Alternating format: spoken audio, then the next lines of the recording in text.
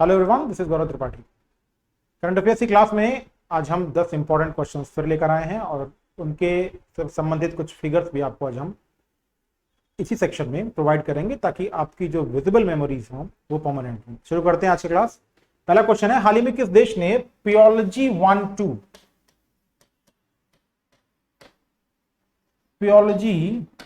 1-2 ये एक मिसाइल है, इसका परीक्षण किया है और विमान भेदी है, एंटी एयरक्राफ्ट मिसाइल है।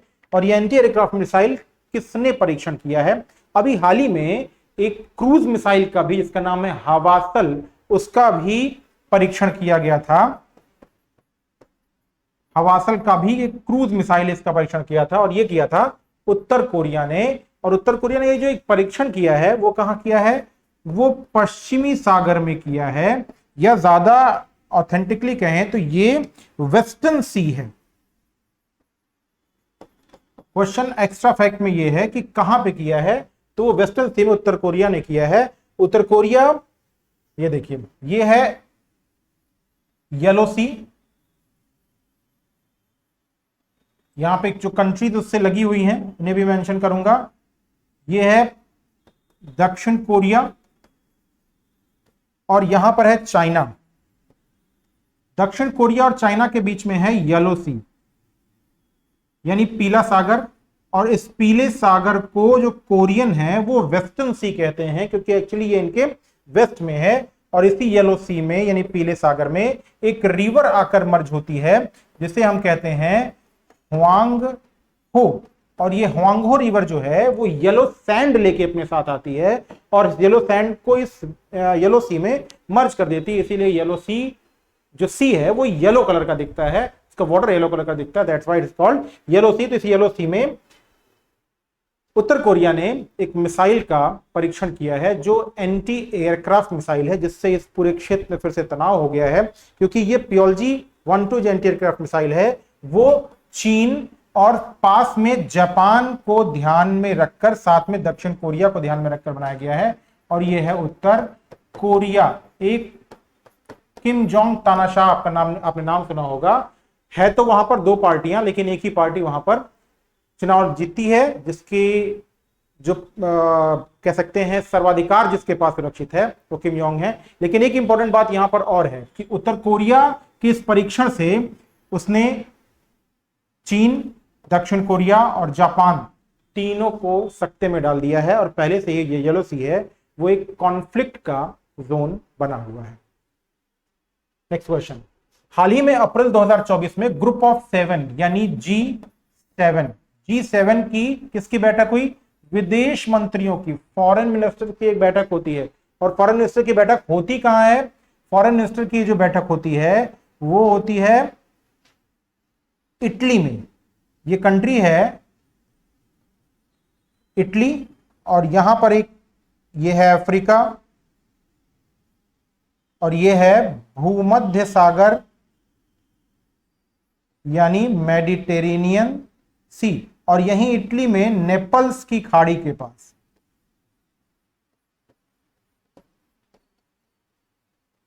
नेपल्स की खाड़ी के पास G7 की ये बैठक संपन्न हुई। और किस लिए संपन्न हुई?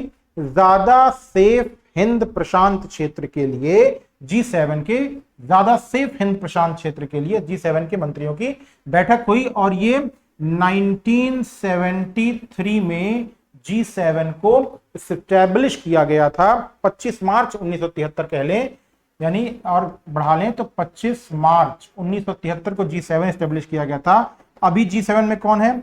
अभी G7 में इटली है। अभी G7 में कौन है? ब्रिटेन है। अभी G7 में कौन है? फ्रांस है। अभी G7 में कौन है? जर्मनी है। अभी G7 में कौन है? कनाडा है। अभी G7 में कौन है? यूएसए है। अभी G7 में कौन है? जापान है। तो 1 2 3 4 5 6 7 ये कंट्रीज हैं। ग्रेटर 7 वो इटली में ये बैठक संपन्न हुई है, ज्यादा सेफ हिंद प्रशांत क्षेत्र के लिए। इंटर गवर्नमेंटल और पॉलिटिकल समूह है G7। देखिए, अब आता है दीपक पारेख ने हाल ही में अप्रैल 2024 में इस्तीफा दिया है। किस इस्तीफा दिया है? तो उन्हें एचडीएफसी लाइफ इंश्योरेंस से इस्तीफा दिया है। एचडीएफसी लाइफ इंश्योरेंस से स्टेप डाउन कर लिया है, यानी इस्तीफा दिया है। और उनकी जगह पे कौन आ गए हैं? उनकी जगह पे केएम मिस्त्री आ गए हैं। उनकी जगह पे कौन है? केएम मिस्त्री। न्यू ज्वाइनिंग केएम मिस्त्री ने की है, एचडीएफसी लाइफ इंश्योरेंस से अभी इस्तीफा दिया है पारेख ने। नेक्स्ट क्वेश्चन आते हैं। आरबीआई ने धनलक्ष्मी बैंक, देखिए एक बैंक है जिसका नाम है धनलक्ष्मी। धनलक्ष्मी बैंक 1927 से काम कर रहा है और इसकी 261 ब्रांच हैं और इसके अगले प्रबंध निदेशक और मुख्य कार्यकारी अधिकारी यानी एमडी और सीईओ, इन दोनों को बनाने के लिए मंजूरी किसको दी है? अजित के कुमार को। यानी धनलक्ष्मी बैंक के नए एमडी और सीईओ अजित कुमार होने वाले हैं। वो धनलक्ष्मी बैंक जो 1927 से वर्क कर रहा है। चलिए, अभी हमने एचडीएफसी देखा था। एचडीएफसी 1994 में स्टैब्लिश होता है, 1994 में। ठीक, नेक्स्ट क्वेश्चन। हाल ही में एक नई प्रजाति की क्लाउड टाइगर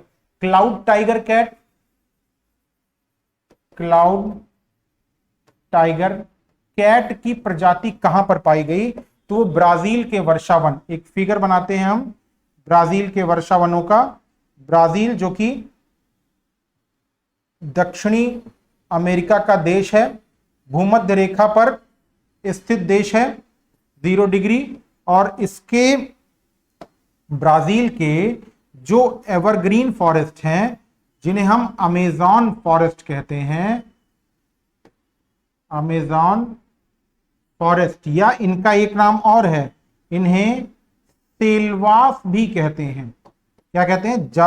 ब्राजील के जो एवरग्रीन फॉरेस्ट है, जिन्हें हम सेल्वास भी कहते हैं, इक्वेटोरियल फॉरेस्ट है, उसी में एक नई क्लाउडेड टाइगर कैट की प्रजाति पाई गई है। देखिए ये क्लाउडेड टाइगर कैट है तो बिल्ली के समान, लेकिन इस पे चीते के धब्बे वाले निशान भी हैं। जो कहां पाई गई है? जो पाई गई है ब्राजील के rain forest of Brazil. Next question, अगला क्वेश्चन है। अप्रैल 2024 में महानिदेशक होना चाहिए राष्ट्रीय सुरक्षा गार्ड के रूप में, यानी एनएसजी के महानिदेशक के रूप में किसे चुना गया है? तो एनएसजी के ये चुना किसे गया है? ये मीना सिंह, पीयूष आनंद, नलिन प्रभात और राहुल रसगोत्रा। तो नलिन सिंह को चुना गया है। और किसको चुना गया? देखिए इस तरीके कमांडो वाले आपने कई बार देखा होगा टीवी में, फिल्मों में, वीडियोस में। तो एनएसजी में नलिन कुमार को चुना गया है, नलिन कुमार। इससे पहले नलिन कुमार सीआरपीएफ में डीजी थे और कहां पर थे? जम्मू कश्मीर में थे। और उनको एनएसजी का जो इस समय महानिदेशक चुना गया है। एनएसजी की जो स्थापना होती है वो 16 अक्टूबर 1984, एनएसजी 16 अक्टूबर 1984 को होती है। आतंकवादी घटनाओं के लिए जो रिएक्शन होता है वो इन्हीं का होता है। अब देखिए डीआरडीओ कह रहा है कि एक एक्चुएटर्स और एयरब्रेक कंट्रोल मॉड्यूल तैयार कर रहा है। जब भी कभी किसी भी तेजस जैसे विमान या हेलीकॉप्टर के बनने की बात आए तो ये पूरा काम ज्यादातर जो है वो HCL देखता है, वो HAL देखता है, हिंदुस्तान एरोनॉटिक्स लिमिटेड देखता है, HAL। और HAL की जो लखनऊ शाखा है ना, उस लखनऊ शाखा ने अभी हाल ही में तेजस के जो LCA वर्जन है उसके 83 LCA तेजस का ऑर्डर अभी लखनऊ के HAL ने लिया है, तो ये एरोनॉटिक्स लिमिटेड के द्वारा ये काम किया जा रहा है। नेक्स्ट क्वेश्चन है S&P। देखिए S&P क्या करती है, ये फिनेंशियल एनालिटिकल एजेंसी है जो क्या करती है, जो फिनेंशियल का एनालिटिक्स करती है और एक फर्म है। तो फिनेंशियल एनालिटिकल जो फर्म है वो क्या करेगी, ये ग्लोबल मार्केट इंटेलिजेंस, ये एक विश्लेषण प्रकट करती है। किसके लिए प्रकट करेगी, एशिया पैसिफिक रीजन में जो 50 बैंक हैं उनके एनालिटिक्स प्रस्तुत करेगी। और 3 बैंक उसमें इंडिया के शामिल हैं, जिसमें कौन है, जिसमें SBI टॉप 50 में है, जिसमें HDFC और ICICI, ये 3 बैंक इंडिया में शामिल किए गए हैं टॉप 50 में, बहुत इंपॉर्टेंट है। नेक्स्ट क्वेश्चन आ रहा है 9, जापान की इंजीनियरिंग एकेडमी ऑफ जापान ने एक फेलोशिप दी है, और किसे फेलोशिप दी है, नाम है रवि मार्ग सहायम, वेंकट सेल्व मणिकम, कौशिक राजशेखर और जिसम फ्रेन। तो कौशिक राजशेखर जो कि मूलतः कर्नाटक के हैं, कहां के हैं, कर्नाटक के हैं, लेकिन ये ह्यूस्टन यूनिवर्सिटी के एक कॉलेज है जिसका नाम है कुलेन कॉलेज, वहां पर ये प्रोफेसर हैं। और उन्हें 2 अलग अलग क्षेत्रों में काम करने के लिए, पहला तो परिवहन क्षेत्र का जो विद्युतीकरण है उन्होंने उसके लिए काम किया, और बिजली रूपांतरण, किसके लिए काम किया है, बिजली रूपांतरण और परिवहन विद्युतीकरण के लिए काम किया है। इन दोनों क्षेत्रों में काम करने के लिए जापान इंजीनियरिंग एकेडमी ने कौशिक राजशेखर को, जो कि मूलतः भारत के रहने वाले हैं, कर्नाटक के, उनको फेलोशिप प्रदान की है।